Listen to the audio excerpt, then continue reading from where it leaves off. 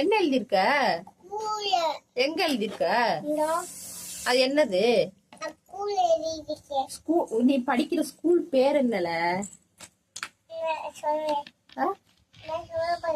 சொல்லு. நீ எழுத வேணாம், சொல்லு. நீ உங்க ஊர் பேர் என்ன?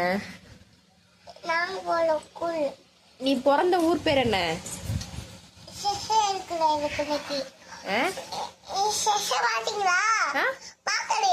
என்னத? பாவாடையா?